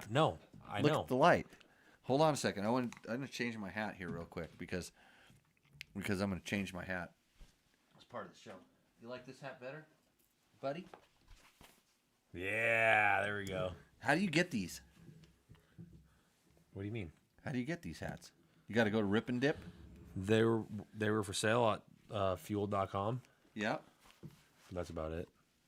They're still for sale? Yeah. Okay. Just checking. Just got to do the sponsor plugs, bro. Sponsor plugs, bro. Yeah. I got a Ricky Brayback hat. You like this one better than the other one? I mean, they're now both... you're going to get in trouble. Nah. So she's texting me. Let's get your. Oh, she's probably mad because I took her hat off. Tell her she's got to pay for that 10-20 minutes of that. This is a big forehead. So Roosterendo. Okay, back to Kyle's bike. So he doesn't look at. I'm a little okay. So I like picking on the photos a little bit. A little bummed out that he got the shadow on the face because that'd be an easy angle adjust there. Just so you know, when you start doing your selfies, like get the cell phone shadow off the face a little bit. Look, he's got a good Max Steel look there, like that. And he talks about his headlight and some other stuff, and I don't see any photos of that in the picture. Like these are the 3 pictures I got. All I see is his how do I turn this one on here? There we go. No, it turned them all on. No, that's the beta. There's Kyle. Not seeing the headlight. Hey, Fly Racing, brother. Huh? brother. Yeah. I'm brought to you by Whatever you pick out of your closet. No. Yes. Climb. Yeah. I wear Climb. Whatever you climb into your closet to get and pull out. Hey, at least I didn't have to go into your buddy's. I didn't have to go into my buddy's house and peel a collector's item jacket off the wall so I would have a jacket because you can't wear Climb. I would have given you a Climb jacket, Ricky, but you just had to take something off the wall. I wonder if Ricky's the guy that has my Dakar jacket that came. Like somebody stole my Dakar jacket. Don't know where it's at. My best one. I mean, I finished 3rd one year, Preston. It was in the house? No, I think I loaned it to somebody for a museum and they never got it back. I keep talking about it. You haven't been to my museum, dude. Maybe it's there. Your museum is kind of like my other house. I got a lot of stuff. Yeah. I got some cool things. I got stuff signed. People would pay for some of this stuff that's on this wall.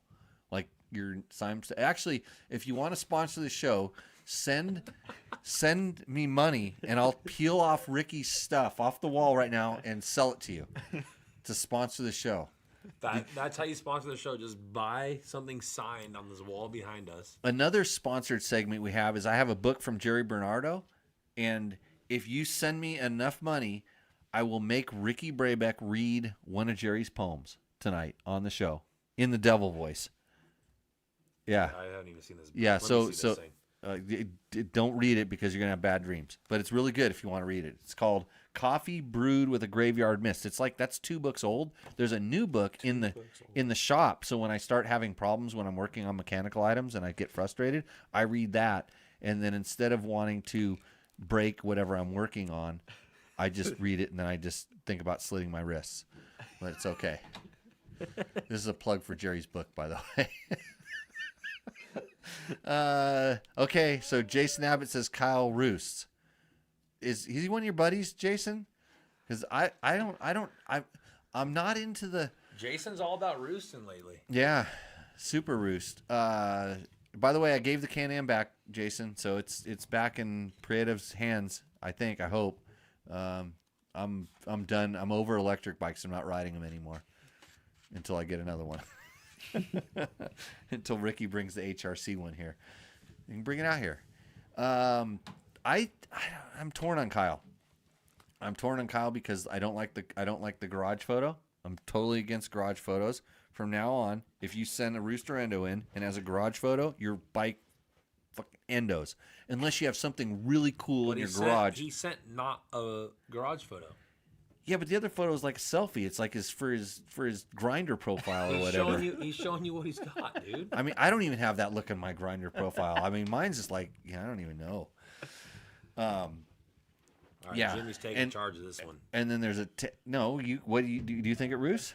This show is all about free will. You can say whatever you want. Dude, the bike probably roost, but the photo he sent, the bike looks brand new. Yeah. So he could be right. That could be a new bike, and he's riding an old bike in the photo. It has, if you look closely, I think there might be mud under the fender there. And when I first saw this photo here, it looks like the fender is actually kind of like That's crooked. why he's mad. Oh. He broke the plastic subframe, dude. Do gas have plastic subframe? Don't know. I don't know. I haven't ridden one lately. I have to ask Trevor. Trevor knows these kind of things. My buddy's got one for sale. You should buy it. I don't need another motorcycle. He should buy one of my Husabergs. No, he wants for a lot of money. A Honda. Oh yeah. Yeah. Oh, that's right. I saw the text. Yeah. The Gas 350 is a really good bike. I think it's a really good bike there. But that might have been when it was new. Yeah, dude. It looks clean. That a silver front wheel? Yeah, they come with. Oh, he's got mismatched wheel colors. Oh, brother. It's like something I would do. I've read. Okay, what do you think, Rooster Endo? This is the title of the segment. I'm gonna go in the middle on that one. No, there's no middle. It's Roost or I see Endo. the board. The board has a middle. The board has what board? The two boards behind you. Oh, someone can buy. Well, they could end up on one side of the scale, but wherever in some points. So if we were doing like the old days, because the old days we didn't know how to do what we're doing right now with this technology. Yeah, like where I have buttons and I push and photos come up on the screen. It's pretty cool. We used to. I had Logan make me these boards, and we print out the photos, and we hold the print. Actually, Matt, when I had a producer, Matt would print those out so we could look at it because we didn't even know. But then ink got too expensive. No, it was that Matt decided he wanted to wear really fancy clothes instead of hang out with dirt bike people, and he wanted to work in an office. Oh, he moved to LA. He was good. I think maybe San Francisco.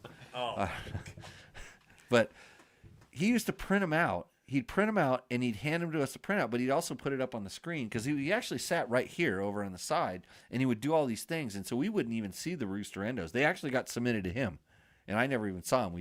He would kind of do what Trevor Preston did. Jason, Kyle Endos with that wheel setup. See? Okay, but so you said the middle. Is it the middle Roost or the middle Endo? I don't know. Preston, help make it easier on him. I've ridden with different color wheels. It doesn't matter. Oh, you're right on. You're on my team, bro. I'd say the Vicaroos. Old prissy Ricky over here. I've ridden with gold rims, dude. So do I. You seen that XR100 up there? Not on purpose. I set them up.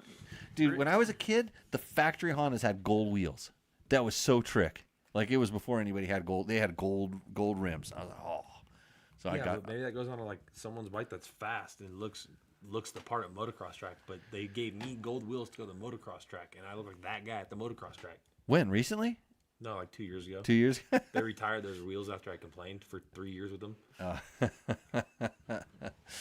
Okay, so it's an endo. We got more though. Don't worry, we're not done. There's It's an endo from you? oh, it's an endo for me for sure. There's no problem with endo. I think there was somebody. Somebody else. Oh, Mike Brown, by the way. Mike Brown was our winner last week, and I'm submitting one for next week. You guys better be watching. well, it's called Roost Endo or For Sale. Yeah. And when you send, oh, you're selling two things. No, I'm sending a roost, and then I'm gonna send a or sale. So this is our last week's winner, but he won with a different bike. He actually won with where is his bike? I think I left it up here. Oh, here it is here. So let me turn off. Let me move this up a little bit. I'll make it work. Don't worry, I'm a professional. Just click it, dude. There, is that no? This is so. This guy also didn't have a name. He sent us this photo of somebody looks like a rooster. Chicken Joe. He's a rooster, and then there's an endo. There's a rock in the photo, and he says, "Watch out for the rock." And I can't. Oh, I can get see to the it. corner of it. Yeah, he drew a rock because he's a rooster, and he was going to endo, but he didn't win. But Mike Brown. Oh, here's Mike Brown. Here, I'll bring. So Mike Brown won with this Mike Brown right here. I got to turn this one off. Mike Brown won Rooster Endo with this bike last week. That's the bike in the freaking house, dude.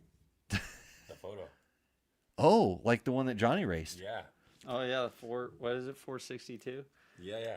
Johnny could submit that as a Rooster Endo.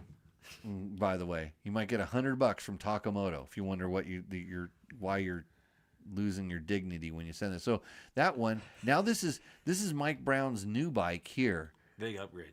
Well, he actually submitted that bike, and then he sent it in, and he goes, "Look, I already got the Takamoto Tidy Tail, which is something you can buy from Takamoto. That's the little license plate eliminator kit, and he's ready to get some more stuff for this bike." So he used the other bike, which had British flags on it. So I was going full nationalist guy on him. I'm like, why not American flags? So it's a long story, but you got to watch the show. You really got to watch the show, and that's why we have a lot of comments here.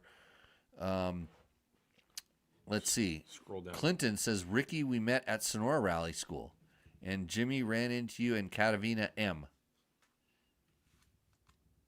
Where's Catavina M?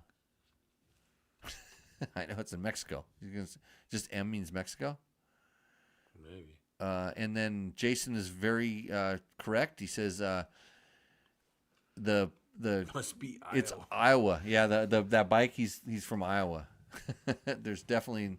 There's no single track there, so it's in Iowa. Kyle endos. Okay, so we got that. If you have any questions or comments, go ahead and throw them into the Call in a guest. call. Yeah, that's an option. Let's do it. Oh, get a guest to call in. Well, I don't know. Oh, because you see the screen that we can. That's in case we have a guest. Well, Oh. Here, why don't we call Trevor and see what he's doing? No, he's doing homework or something. Well, Let's keep all the rooster endo, dude. Well, that's it. We got Two. that was it. Yeah. Oh man. Yeah. So- Remember back in the day we used to get like 10 or so. I'm gonna send you a couple next week. Okay. I dare you. You have to figure out how to use a computer, or you're going to get your girlfriend to do it for iPhone. you. iPhone. Yeah. Don't I just send it to your email? Yeah, you send it to Jimmy at Dirt Bike Test. You send a picture of the bike, a good picture that I can put on the screen, and then you tell me a little bit about the bike. And Perfect. like with you always include the sales price. With me. Yeah, because every time you send one in, it's for sale. I haven't done that. In what, a month? Yeah. Do you have any bikes for sale? Mark Daniels, Endo. Yeah, Beam Echo, Endo. And then yeah, that's it. I So- don't think they like the wheel setup, dude. I think it was just it wasn't a good picture of the bike is what I always think. I think the picture can do it justice because we've had some pretty bad bikes win, and it doesn't matter whether endos. You can have an endo and you can still win the Takamoto thing, but I'm just gonna lean pretty hard on Fred, and by Fred I mean Clinton for the winner. Fred Clinton. Yeah, for the winner of the Takamoto gift certificate. And I can override you guys, but I know what you think. Between those two, what do you think? I mean, Fred's bike was freaking ready for any kind of riding. Yeah, and then yep. That thing was almost. I should have saved it for last because it would have been better to just like come in from the end and win, just not win right at the gate. It was a hard one to match. That would have won a fair majority of Rooster Endo segments. I would say that was, if there was a top 10 of Rooster Endo, I'll put that bike in top 10. For the bike itself, the photo is kind of mediocre, but it was a much better photo than Kyle's garage. Usually we go into the person's garage, and that's the other thing I don't like about Kyle's garage.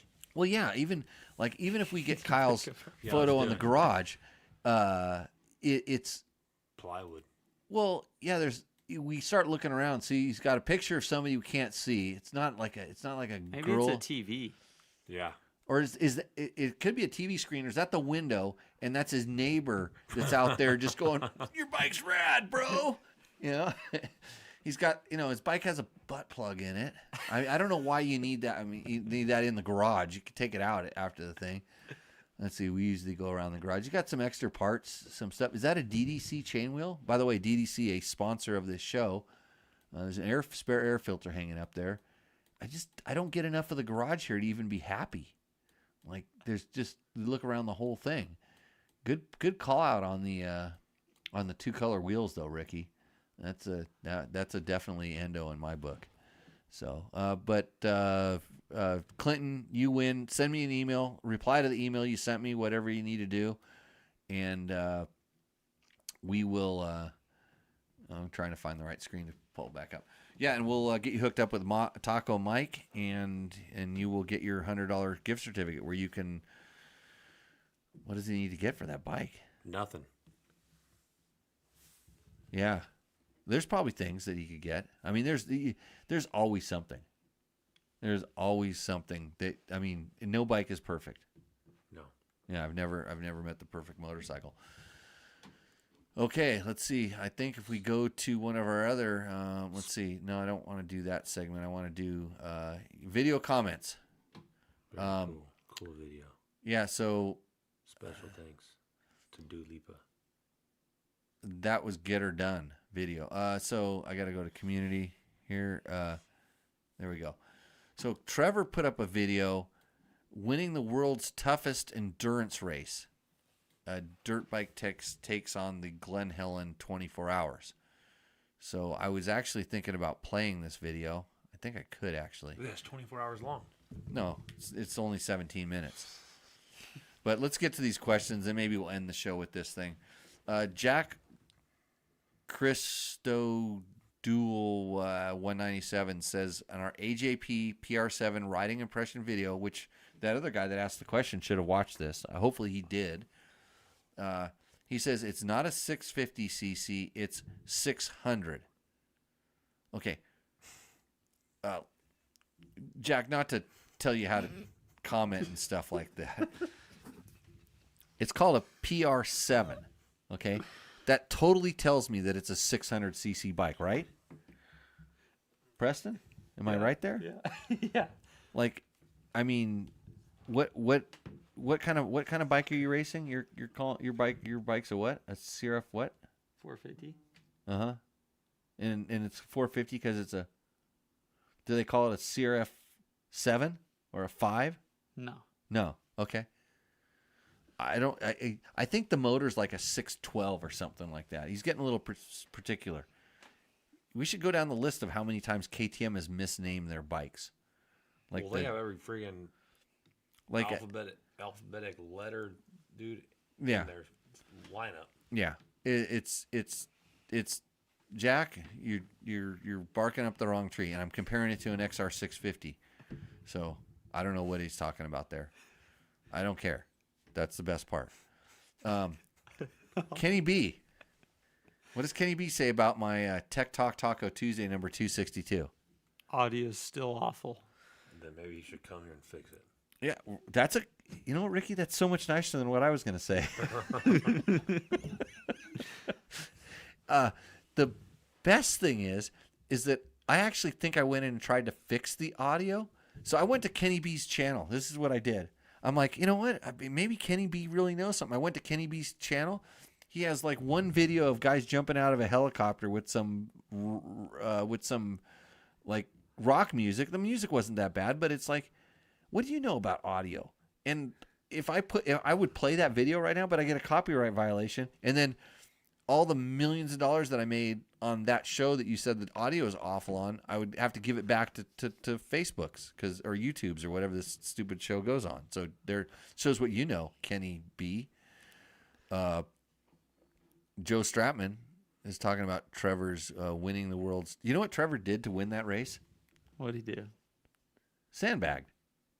He didn't ride the open class? No, industry or something, right? Industry. Yeah. Imagine like somebody of Trevor's ability level, like, starting to ride industry. That's a full sandbag move. I mean, when I did it back with the Dirt Rider team, I mean, I was way less washed up than Trevor is right now. You know what I mean? Yeah. You think Trevor's washed up? Well, next year we're gonna have yeah. Oh yeah, that guy saw. Did you see what he did at the Vegas Torino parade lap? Who didn't? If you want to watch it again, I would actually put it. I wonder if I have that video clip in here. I might still have it someplace in the. Oh, let's see. We're gonna. He's airborne! Yep, I'm flying through the air. This is not good.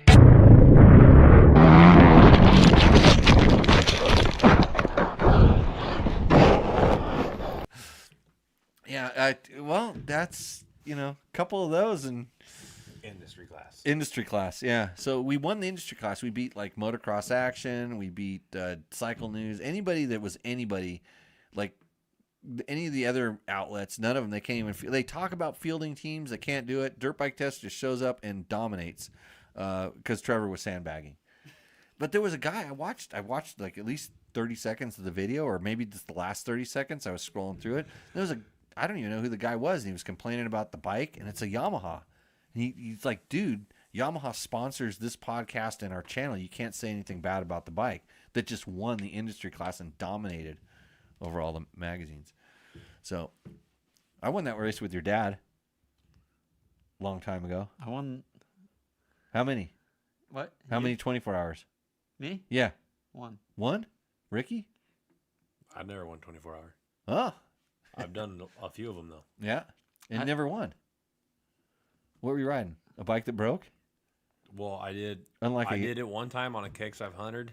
Oh boy. With Brandon Krause. Like, we were just doing it for fun. Then I did it again on a 450 DX a long time ago.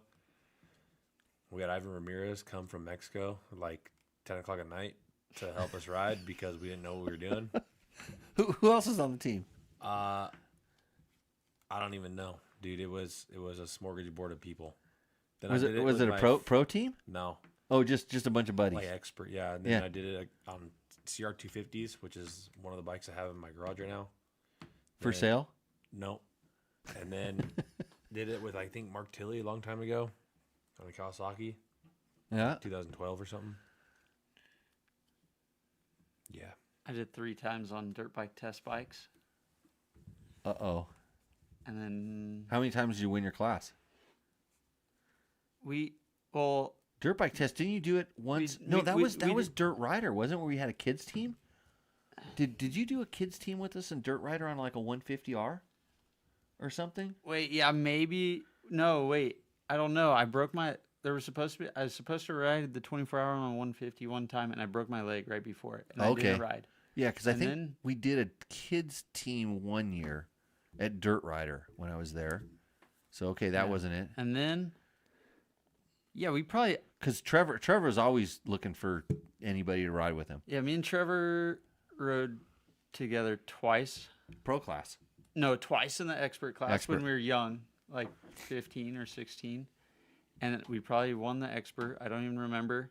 Then we were second overall in the pro class on the 300.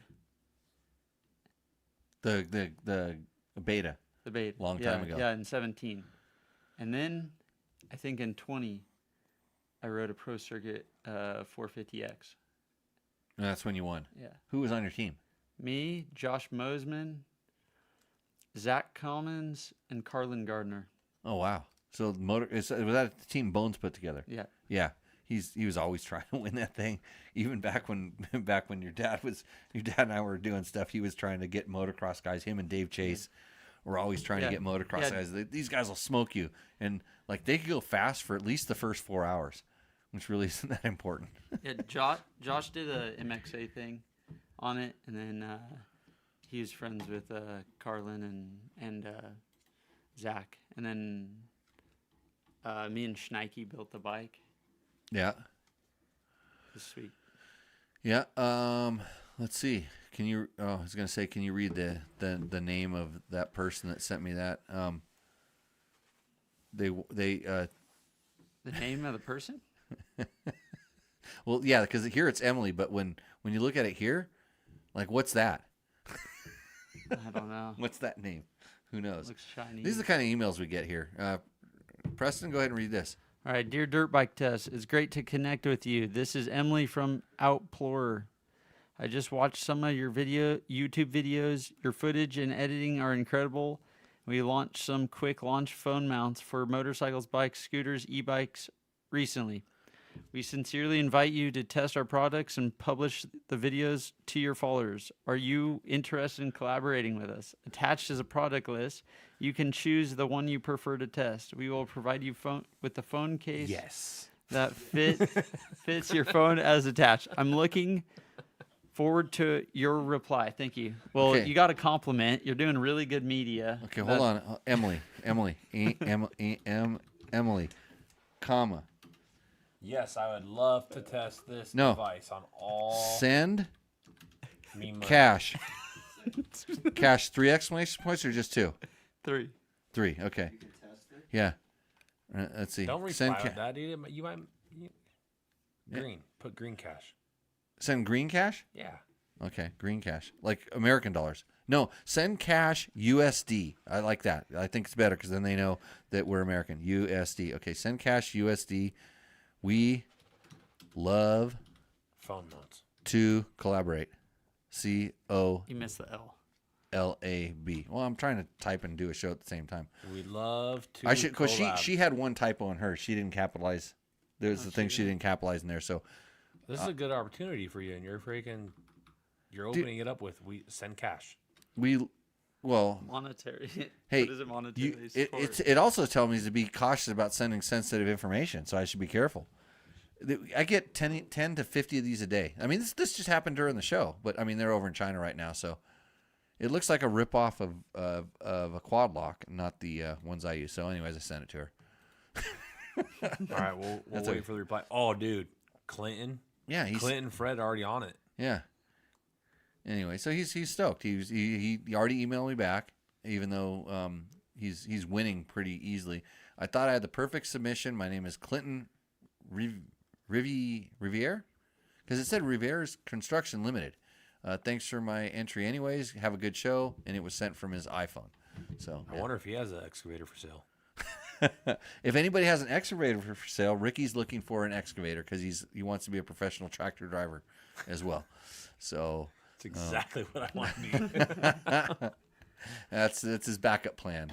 Backup plan is tractor driving. I think that's an admirable tractor driving plan. I like that. So I'm trying to see if there's anything good on the YouTube. Sometimes we see we can answer a couple questions, but I think, you know what? Hey, There's tractors from the Ritchie Brothers auctions. Ricky, he's all interested. we're driving right by it. Driving by it tomorrow. You can pick it up on the way home. Okay, so yeah, we are going by that thing. So okay, it's just a bunch of motocross stuff. What do you think we about don't that care cable? What do you think about the cable pull? Every vet rider is going to need one. Cable clutch? Yeah, I mean, I like it. Wait, do you have a choice on your rally bike? We're on a cable. I know. Do you have a choice? Can you get hydraulic? I'm sure. I mean, they make it on the motocross bikes. Yeah, as recently. Okay, so wait a minute. This is going to break this is going to get clipped out and everybody's going to put it up and it's going to go viral. Why does factory Honda rally bikes have cable clutches on them? Are they better? I prefer a cable on all the bikes. Why? The feeling, the control, a lubed cable, a new perch, either either like new Works Connection perch or something. Right. It beats a hydraulic feel every single day. Okay. Okay. Hey, I'm not. He made a perfectly good case, and this is the thing about so Eli Tomac definitely. This is the big news when Eli Tomac his bike picture showed up. He had a cable clutch on his KTM, and I wish I had a picture of it right here. I had one. Scroll up.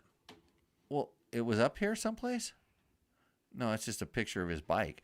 But there's but you could zoom in on the photo. Dude. well, someplace I had a picture of in photos. Maybe it's here. No, it's not there. That's a picture of Mike Young and the Big Gun Exhaust Girl. Woo! There was a picture someplace.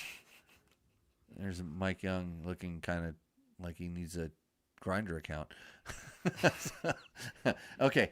I'm trying to figure out where my screen is here again. So the cable clutch, if you look at the one they have in Tomac's bike, I mean, it's done right. You see how long and straight that thing was? Do you look at the picture of it, Preston? The lever? No, not the lever. It's a works connection perch, right? On Tomac's bike. It's a ARC. Oh, ARC. Yeah. Okay. Similar to or not similar, but ARC is what's on the. Yeah, they look like factory. It looks like factory stuff. Anyway, so it's the old and it has the adjustable. It's adjustable up at the lever. But if you see how straight they have that cable coming into the arm, you know this from some of the old Hondas. They had that big bend. Yeah, it was nasty. Right before that didn't work out as good.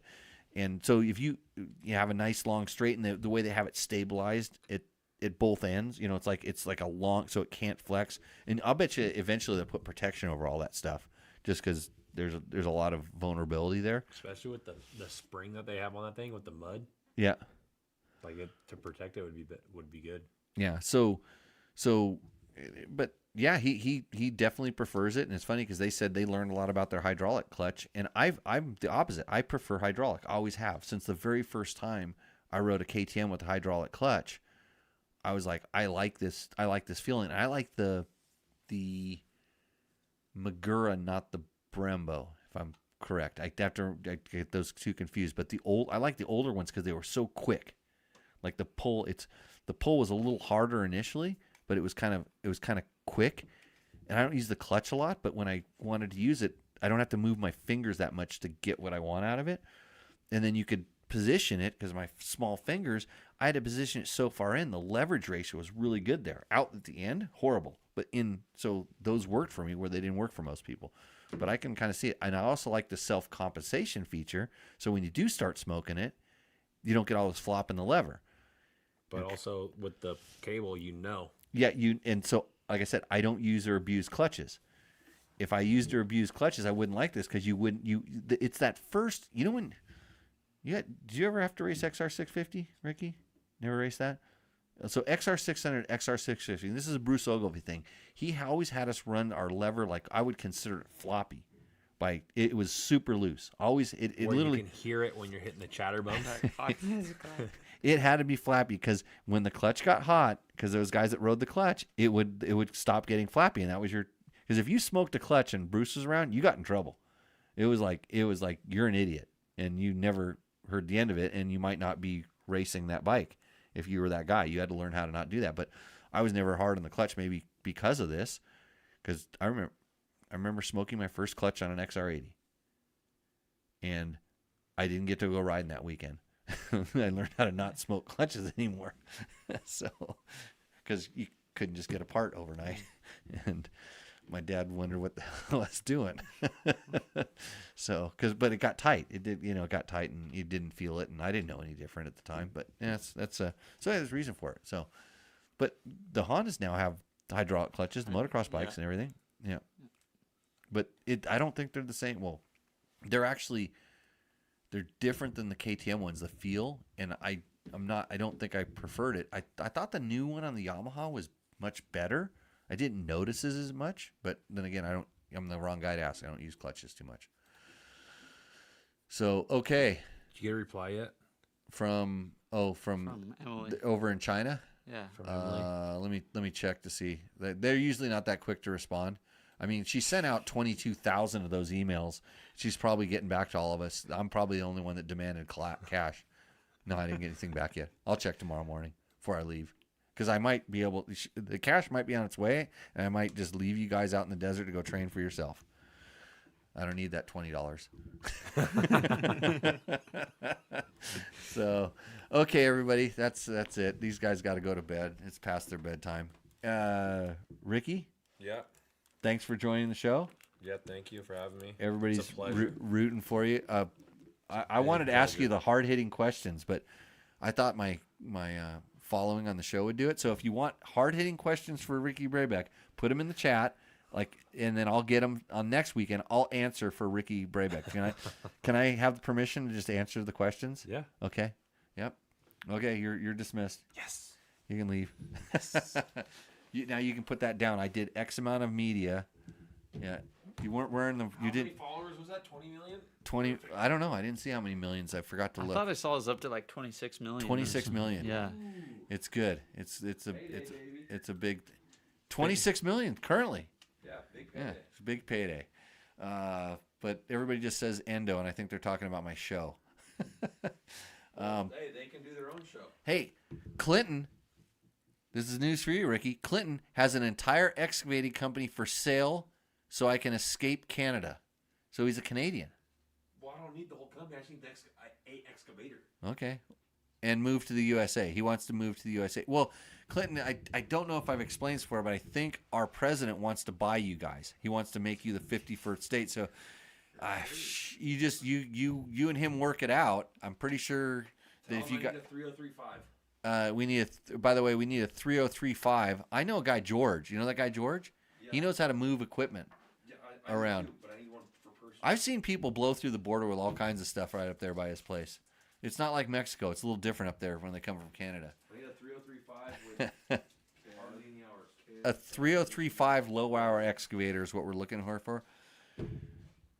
Preston, Yeah. thanks for joining us and show. You did an awesome job, almost as good as Logan used to do with little practice. Thanks for having me. Glad to have you here. You're doing great in your rally training. I'll try my best. Excited to see how you go. So you got 2 rallies under your belt, Yeah. and how did those go? Oh, they went well. Didn't make any too big of mistakes out there. Just got the full experience of the Only asked where he was. 2 races, and learned every day and had a good time. Yeah, it's a lot better to see you riding that rally bike than doing push-ups. Remember doing push-ups on the hood of the car or whatever it was, that car we rode over out in the desert? the car. Was it the the sand dead wash? car, you rode over it. Yeah. Push-ups there, push-ups on the logs, Yeah, a lot of push-ups. push-ups everywhere. Let's see. And somebody wants to know, T. Harmon, are the 2024 KTM EXV 350 XC slightly better than a 2018? That's a really good question.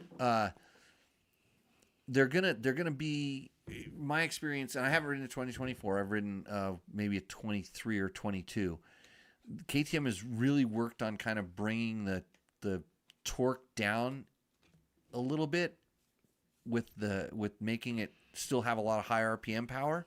They didn't lose our high RPM, but they brought the torque down. But it got lighter flywheel feeling, and and Preston can speak to this too probably. You know how even if it makes more torque, if it has less flywheel, it's not necessarily a great thing.